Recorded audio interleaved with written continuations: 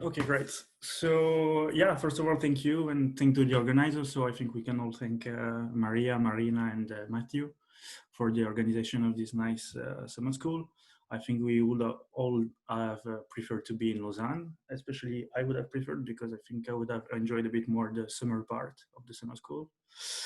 But yeah, I think that with this condition, you probably did the best you could have done. And yeah, that was very nice so far. And also so thanks for inviting me, even though that's a bit of pressure because the lectures were so great that, yeah, let's see how it goes.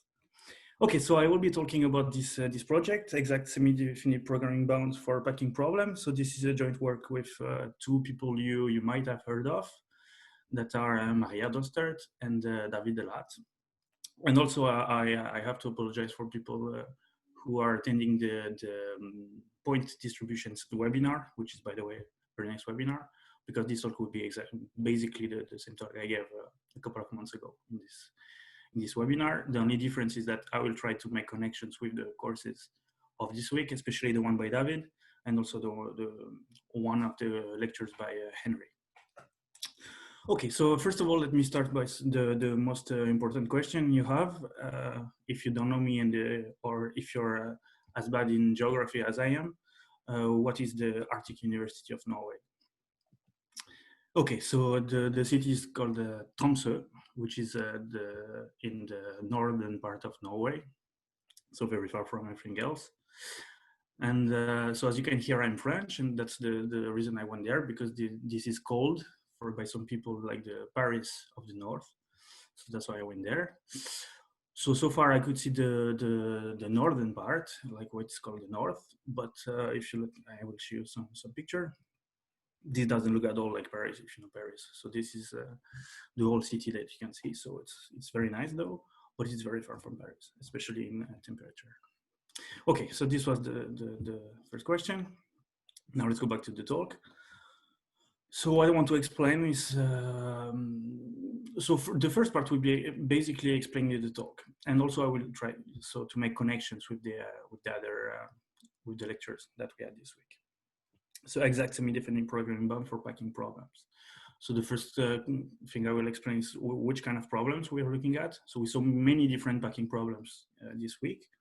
So I will be mainly focused on compact packings, so like spherical codes, for instance, not packing in Rn, and also not packing in the Hamming space. So it will be the Euclidean setting, and for finite packings. Semi-definite programming bounds. So this will be mainly applications of what David explained to us during the week. So he showed us that we have many ways to get some SDP bounds for these kind of problems. So we will review some of them and see which one we can apply in this context. And something that was not mentioned so much during this week is why we care about having exact bounds. So in some cases, it's important to get exact bounds with this method, and we will see why. So this will be basically the first part of the talk.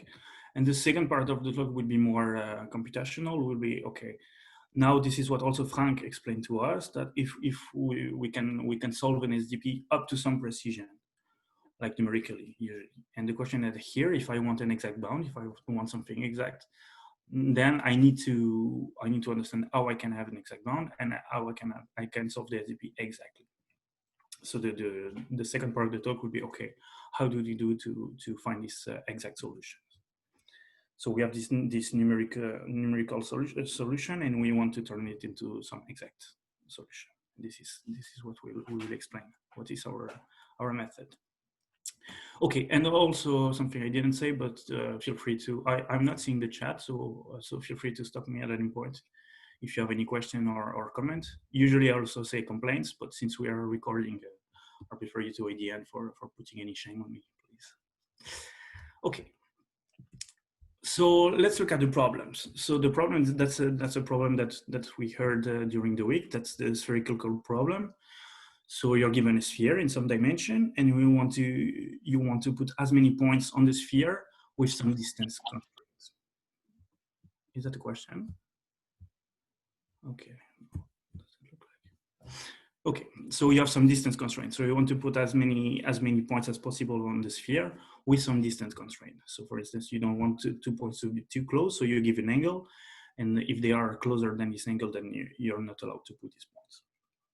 So the cardinal of the code will be the points on the sphere, and you want to put as many as possible, so you look at the max with some given distance constraint. So that's the spherical code problem for some given angle theta. And in some particular case, so if you take theta to be pi over 3, then you recover the so-called kissing number problem that we didn't hear so much of about this week. But if you take pi over 3, then this corresponds with fixing one central sphere, and then you want to arrange sphere around this sphere in such a way that they touch, but they don't overlap. So this is the so-called kissing number, which is quite famous, but that's just a particular case of some spherical codes problem. So we haven't heard of the kissing number so much, but at least we know something from this week. I think we now all know by heart what's the kissing number in dimension 24. And I think we will remember for quite some time now, because we have to iterate every day. Okay, so that's the standard problems that are very classical and well studied and with a huge number of techniques. And I want to look also at some variants of these problems that are a bit less studied.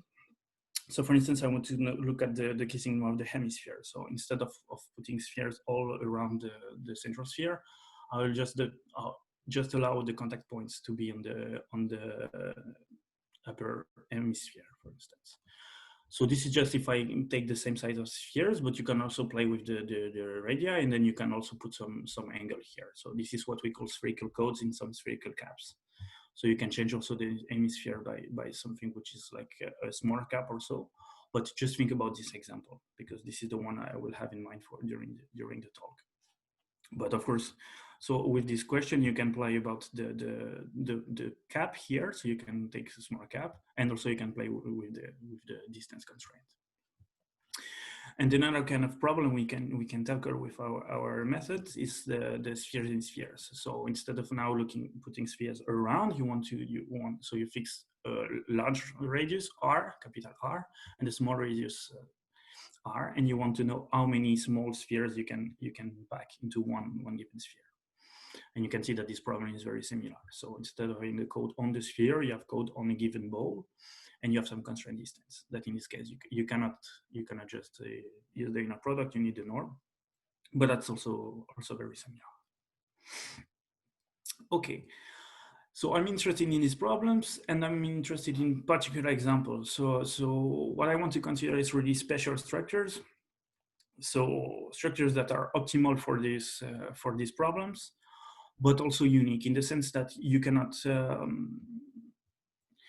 In the sense that you can, so for instance here, so you have this configuration of 8 points in dimension 3, and you see so that you have edges, so they're on the same sphere, unit sphere in dimension 3.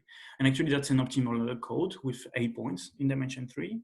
And you see here that you cannot move any point. If you move some point, then you don't have a configuration that will satisfy the same thing. I want to look at this kind of configuration. For instance, if you know the kissing number in dimension 3, so you know that you have many configurations that achieve the 12 points in dimension 3. So I'm not so much interested in this kind of structures today. I'm really interested in structures that are optimal but also unique. So for instance, this configuration is known to be an optimal spherical code and also to be unique. So that's a result by Danter, which came after the optimality. And all these results are purely geometric. So these proofs, these all rely mainly on geometry and geometric proofs. And another example I'm interested in. So this is the problem that was actually the motivation for the project initially. So if you look at the hemisphere in dimension 8. So in dimension 8, if you look at the kissing number problem, so it's well known that you have one unique solution, which is given without any surprise by E8. So if you look at E8 on the whole sphere, you have a configuration which is unique with 240 points. And now if you put one of those points at the North Pole, then this gives you a configuration in the hemisphere with 183 points. So it was proved by Bachok and Valentin that this configuration was optimal on the hemisphere. But the question is, okay, they conjectured that this was unique, but they didn't prove it. And so that was actually the initial motivation for the project, to show that this configuration is unique. So for the kissing number of the hemisphere in dimension 8. Okay, so this is really this kind of example I'm interested in. So as David explained to us, we can see these problems are problems on graphs. So that's exactly what David told us, that you can consider the graph where the set of vertices are the points of the sphere or the hemisphere or the ball, if you look at the ball in balls problem. And you put edges whenever 2 points are too close, which means here for the spherical codes, whenever the inner product is too large, is too close to 1. So you put an edge whenever 2 points are too close and cannot lie in the same code, in the same configuration. And then in those graphs, what you want to understand is the independence number. So that's what David explained, that in this kind of graph, then the independence number is finite, and we want to understand, we want to compute it. So if we want lower bounds, then you just need to pop up with some constructions. And then if you want to show that they're optimal, then you can use the hierarchies that David described during the week. So you have these hierarchies of semi-definite upper bounds. So you have the Lasser hierarchy, for instance.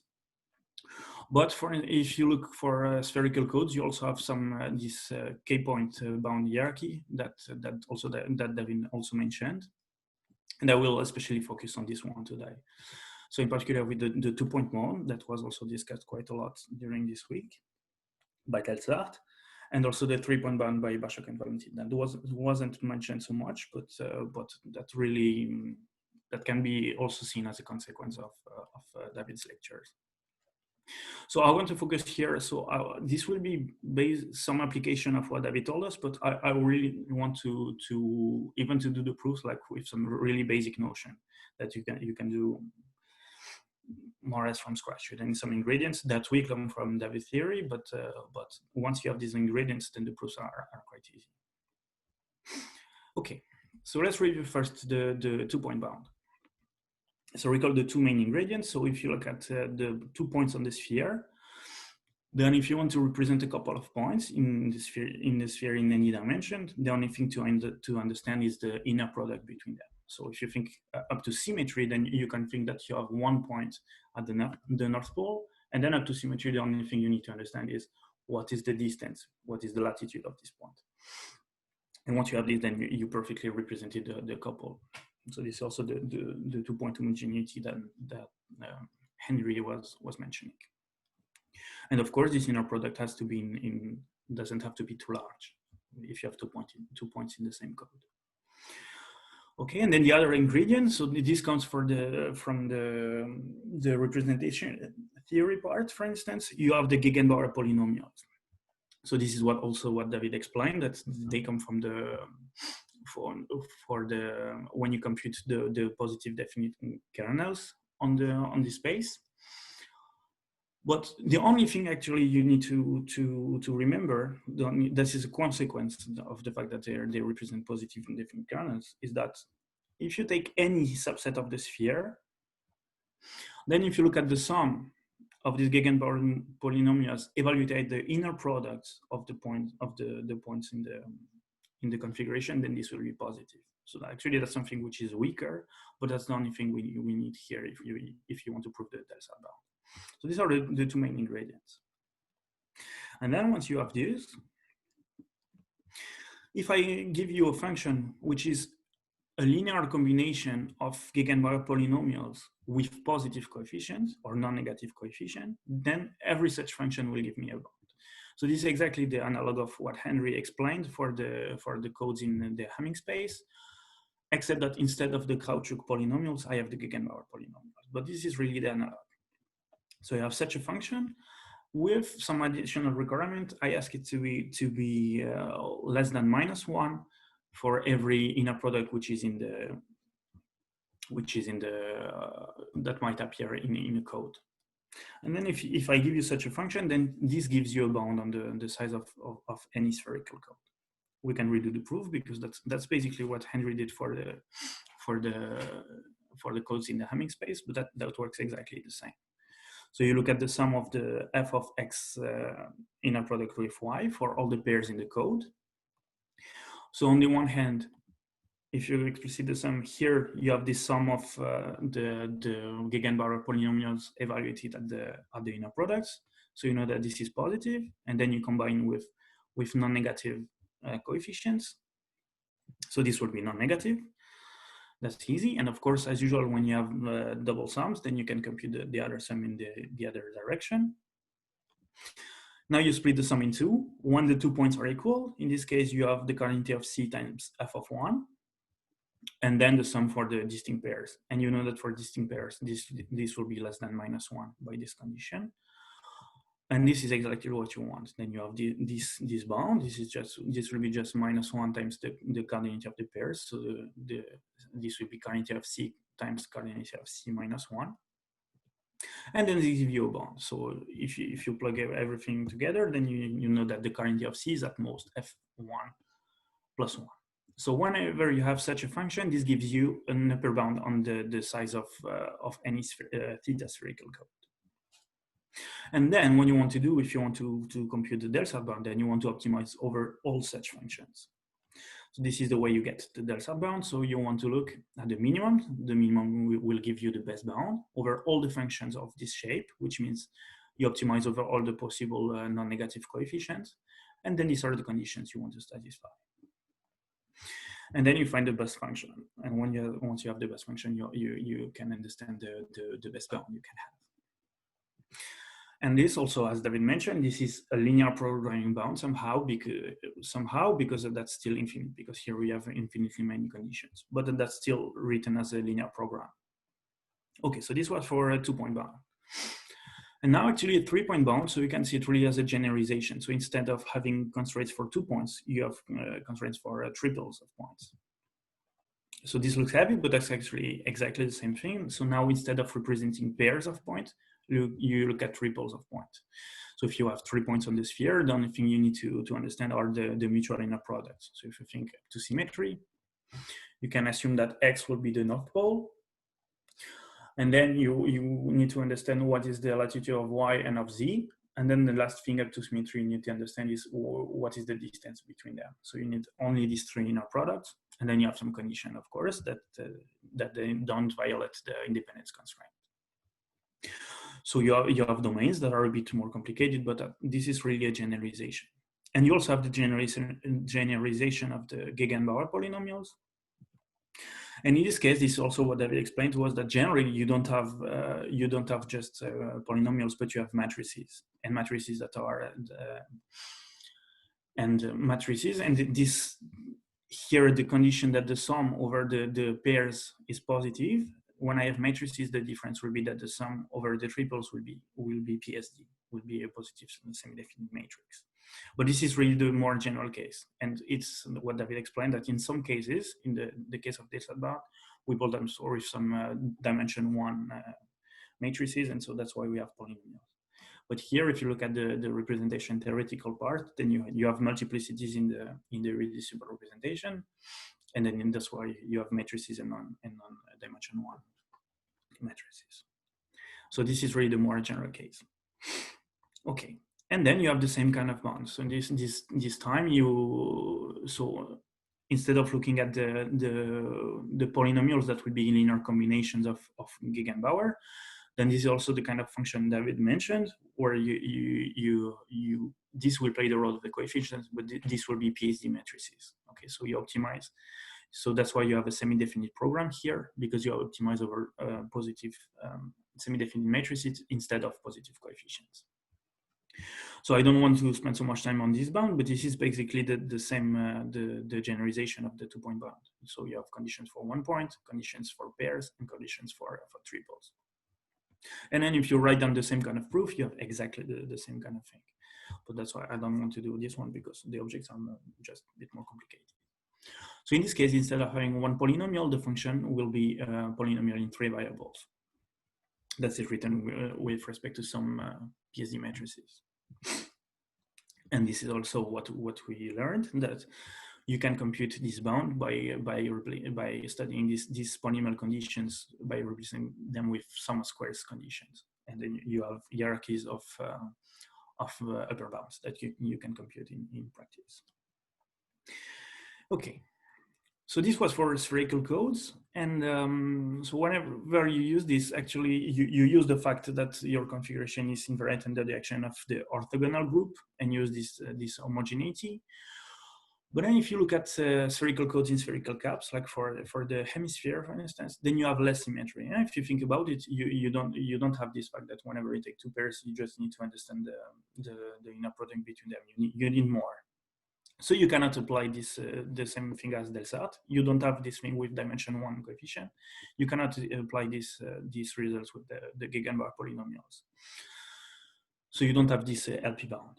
But still, you can compute the 2-point bound by doing the harmonic analysis and using the representation theory.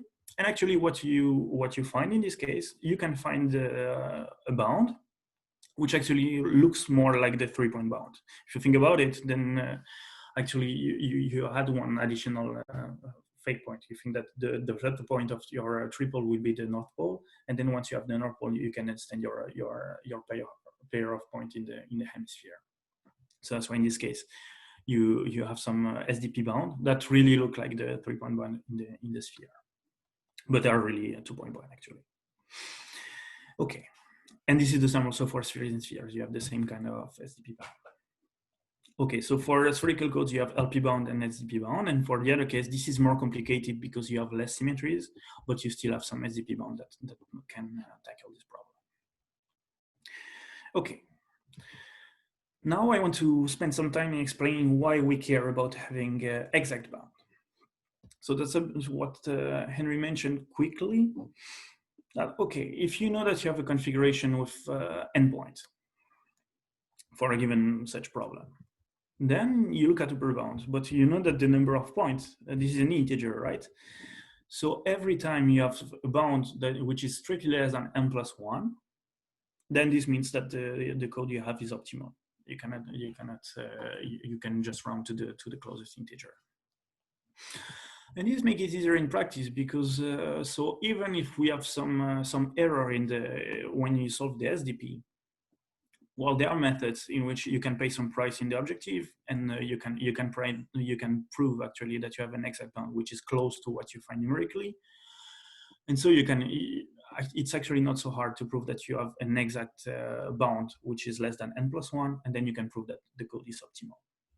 So this is actually easier. So the question you might think of is, okay, but then why do you care about exact bound? So there are two answers to this question.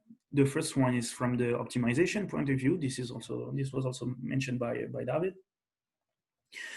That when you compute hierarchies of bound, then you want to know at which step you already found the independence number of your graph. So for instance, you want to prove that you found exactly the independence number, which will be exactly an integer, like you will get the sharp bound.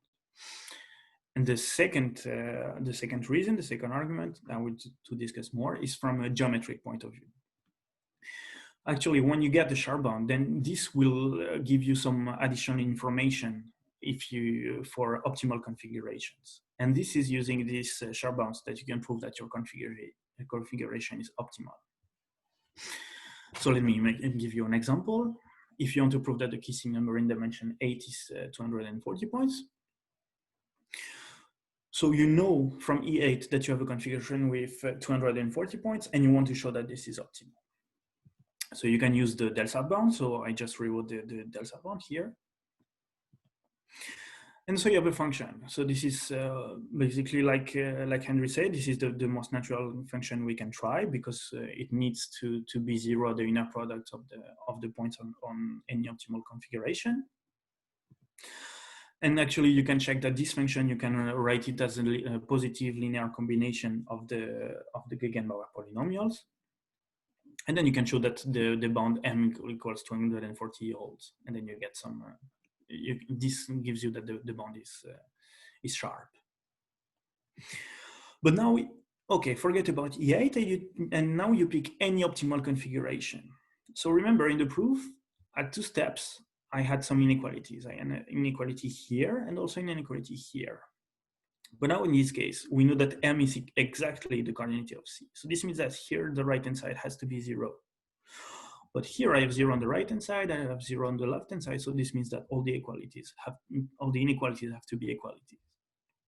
And actually, this tells me information. This tells me that for any pairs of points in the optimal code, then the inner product x times y should be a root of this part here of the polynomial. So that's a bit the other way around, as Henry mentioned, because Henry said, okay, we know that the function has to satisfy this condition. So we look at a function of this form, and this function works. Okay, that was one step. But now we have actually something more. We know that, okay, if this function works, this means that for any other configuration, then the only inner products you can have are the same. You cannot have any new inner product. So this means for any optimal configuration, the inner products are exactly the one appearing in E8. So that's actually something which is even more. And actually what this tells you that in particular, if you look at this set, and if you look at the set of points on the sphere, and you look at the group they generate, then they have to generate a root lattice. And actually, then you look among all the root lattices in dimension 8. You know how to construct all of them, and you know that the only one with 240 points on the same sphere. This will be E8. So you know that E8 will be the only optimal configuration in this dimension. Okay. So you have many examples like this for the LP bound, where you have some easy function and then you know that the inner products are exactly what you want. But with SDP, that's harder. First, because the functions are harder, but also numerically, there are very few examples in which the LP bound is not sharp, but the SDP bound seems to be sharp. So there are very few examples. For instance, you have the Petersen code in dimension 4. This is a configuration with 10 points. And you can show that, so for this case, the LP bound is not sharp. You can prove that you cannot prove the uniqueness by using the LP bound, but with the SDP bound, you can prove it. So this was done by Bashak and Valentin in 2019, and 9, sorry. But the way they did it, so they solved first numerically the SDP, and then they try, this is a bit by hand, to understand what could be the matrices involved. That's a bit, okay, that's hard also already because you have many variables, but still the matrices are quite small, so they can do it more as understanding what's happening. But then, for instance, for the square antiprism, so that's the configuration I showed you in the beginning. So they also say that the bound in this case seems to be numerically sharp, but they don't prove it. They don't find the matrices. Although I think they didn't put so much effort on it because the uniqueness was already known. But still, in this case, that's something we can tackle with our methods because it comes for free. Once we have our routine, we can just apply our routine and this works. And also with our method, we could prove that the configuration in dimension 8 for the hemisphere, this was unique. Because here you cannot expect to apply the same kind of methods than here because the matrices are very large. You have many variables, and so if you just want to do it with some by hand, not really by hand, but with a pedestrian method, this will not work. So you need to read something more general. So that's where we applied our method. Okay, so this was for the first part. So are there any questions so far? It's a good time to take questions. Because from now on, I will more or less forget about geometry and we'll only talk about SDPs. Okay. Okay. So now forget about the geometry and we just look at semi-definite programs. So I will write it a slightly different way as Frank and David wrote it, but that's really not different actually. So instead of looking, so usually you have one large matrix which is PSD, and then you have linear constraints with this matrix that you write as the trace inner product. But here I do something which is slightly different. So I take the matrix, I have a matrix, and I just put all the coefficients of the matrix in one large column vector. So this is small x. And then for this large column vector, then I have linear constraints. Then I have PSD constraints. So this basically says that the matrix I started with is PSD, but this is a block diagonal matrix. So I just look at the blocks. So I have conditions on these coefficients. These small matrices have to be PSD. And then I want to optimize over some linear objective. Okay, so this is a slightly different formulation, but it's just instead of looking at the matrix, I look at just the coefficient as one vector. But that's really the same. Okay. And now if you want to solve this, like exactly, that's something you have some work about it. So for instance, there is a recent paper by Didier Henrion, Simone Naldi, and Moab Safei Eldin. What they do is like in theory, and they show that this is possible. They have an algorithm which is a bit different, but they can just use it for some very small example. We cannot even expect to use it in our setting. In practice, if you have large problems, then you just use the standard SDP solvers with the standard methods. And then what you get is some approximate solution. So this is what Frank and David told us during the week. But here I have something which is approximate, and I'm not happy even if it's very close from being sharp. I really want it sharp, and I want to turn it in something which is exact. So that's a problem. Okay, so the question is, how can I do that? Some remark also, so that was also mentioned during Frank's lecture, that even if here all the coefficients or the coefficient of the matrix A and the coefficients of C are defined over Q, then it might be that the solution, you don't have any solution over Q. Maybe the solution are over some very high, very complicated number field. So you have a paper saying this, that actually even if it's defined over Q, you might have to look for some high degrees. But here, this is not the case for us. So in our context, for these problems, we expect that the solution will stay in the same field. And the reason why we expect is that actually the optimal configuration we want to prove the uniqueness of, the coefficients will be in the same field. So for instance, for the hemisphere, everything is defined over Q. If you look at the square antiprism, for instance, everything is defined over Q of square root 2.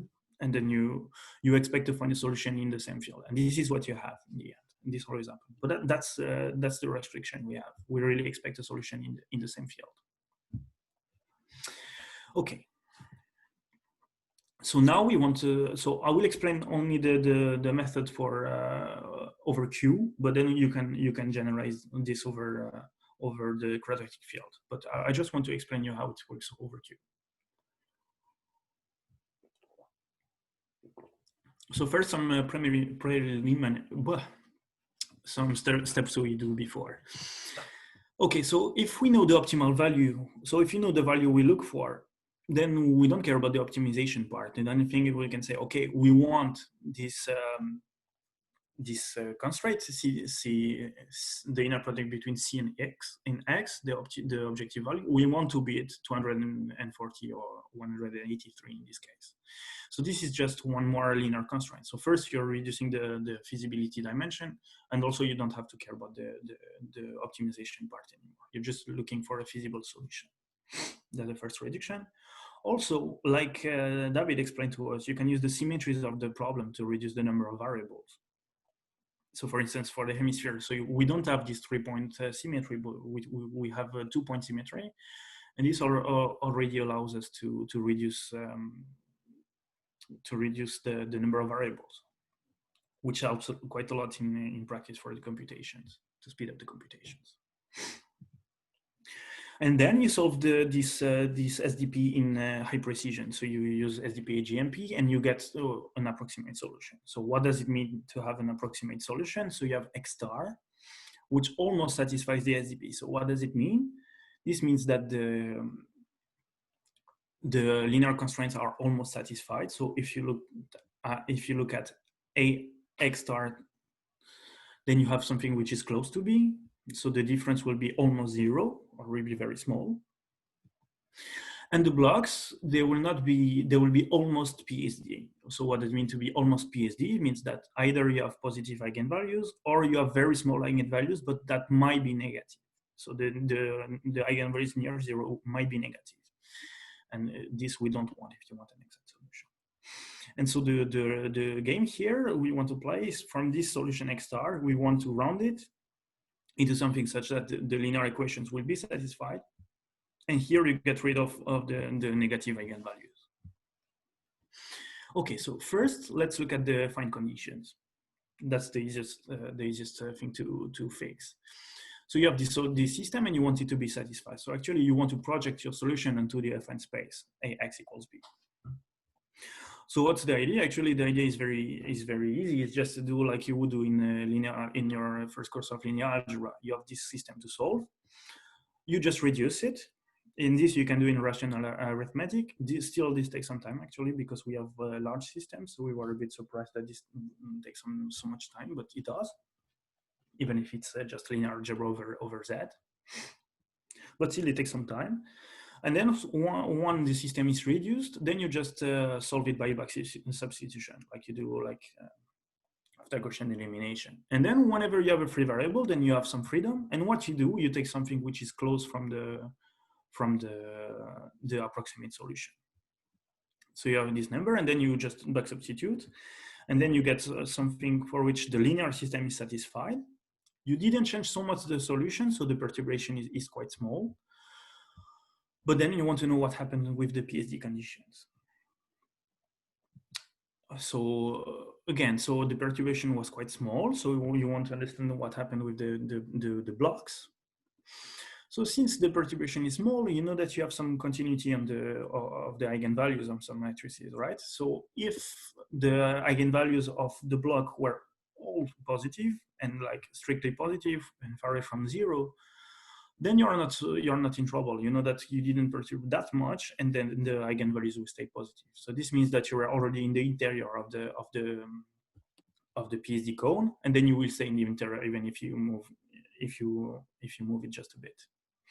But the problem is when you're on the boundary of the SDP cone. If you're on the boundary of the SDP cone, and the affine space is too large, so which means that here, for instance, you would not project it into this line here, but the problem is that the affine space is too large. Then when you project, you will leave the PSD cone almost surely. So this means that whenever you project, you will stay outside the PSD cone, and so you will still have some negative, even if there are small eigenvalues. And the question is, okay, how can you get rid of these negative eigenvalues? So the idea is, okay, you want to force them to be not positive, but to be exactly zero. Because the idea is, okay, if they are very small, this means that, okay, if for your mass solution over Q, they have to be exactly zero. So the idea is to force them to be zero. And sometimes you have some natural ways to force them to be zero. This is all coming from the complementary slackness of the condition. So you know that the function you have, for instance, have to be zero at the inner product of the solution. So you can force this and say, okay, I want to find a solution like this. So this gives you some additional linear constraints. And sometimes this is enough actually to use the complementary slackness. You also some conditions on the derivatives, and sometimes this is enough. So there is paper by Kohn and Wu for them when they want to solve this for some energy minimization problem. Then it's enough actually to add these constraints coming from the geometry and coming from the known optimal configuration. But for us, actually, we're surprised, but this was not enough for the hemisphere E8. This was not enough. So the question is, okay, how can we deal with all the constraints in general and how to find all of them? So the idea is to detect these eigenvalues and these values that have to be zero. So how do we detect the kernel? So remember, we expect the solution over Q. And then the intuition is the following. So you have some conditions that come from the geometry. And actually what we suspect is that you have some reasons that we don't understand actually, but that the zero eigenvalues must be zero. And so we think, actually that's also what we noticed when we looked at the numbers, that the kernels have to be somehow nice, which means spanned by some nice rational vectors. So we want to look for these vectors. So how do? We take a block from the approximate solution and we compute the kernel in high precision.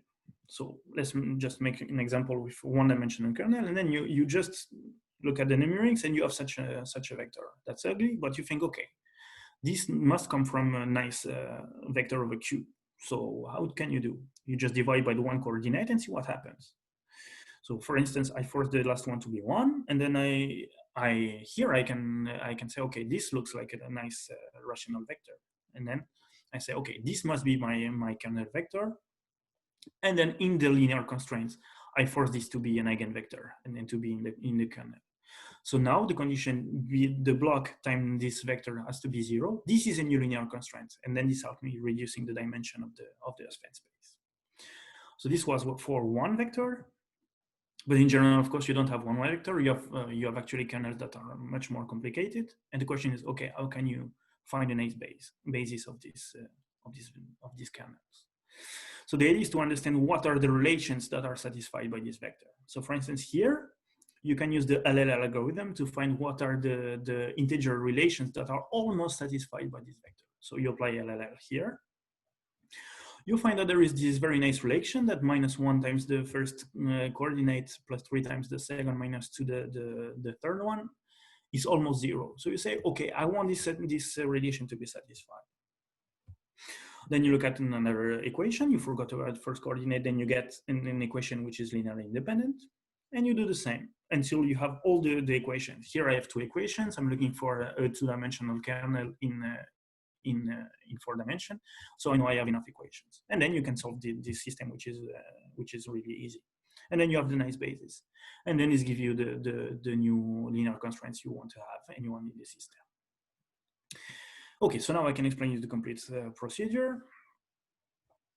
So first you compute the approximate solution, then you compute the kernels, so the approximate kernels, and you use this technique I just explained to find the expected kernel. Then you include this condition into the linear system. You have additional condition you want to be fulfilled. After this, you apply row reduction. Then you solve by back substitute. And then you need to check that the solution you have is indeed a solution. So the linear system is satisfied because you solved the system. So this you don't even have to check. And then you need to check that the blocks of the new rounded solution are indeed PSD. For this, you can compute the characteristic polynomial and check that they are really PSD. And then you're happy. You know that you have a solution. Well, actually, not immediately, because the first time we did it, we forgot to save the solution. So we redo it, we save it, and then we are happy. Because then we really need the solution, because then we need the solution to make sure that they give us the information you want. After this, you need to do some geometry. So once you get the optimal solution, you need to make sure that the function you have gives you the information you need to prove that you don't have any other configuration. So you need, for instance, to prove that you don't have any other inert products that can show up, because it could be that you have a function which is with too many zeros, for instance, and then you can prove anything. So you can prove that the only inner products you have are the one you know, in the configuration you know. If that's not enough, then you can compute the distance distribution that Henry mentioned. And then once you have this, then you maybe need a little bit of geometry, and then you can prove that your candidate configuration is the only one you have. Okay, and I'm almost done now. The only thing I want to say that, okay, this was for the quadratic case, for the rational case, but we also extended it for the quadratic fields. So that's what we need also for the square antiprism.